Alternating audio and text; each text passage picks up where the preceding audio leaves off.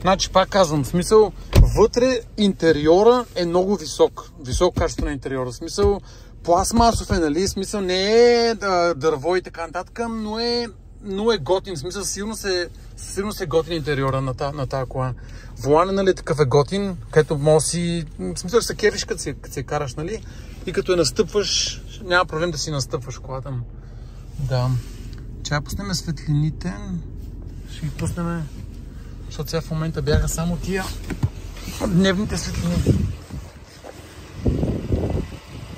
Битурбото. Тук свети синьо, между другото.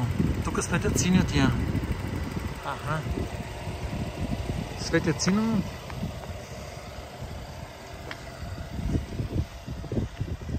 Да. Не се вижда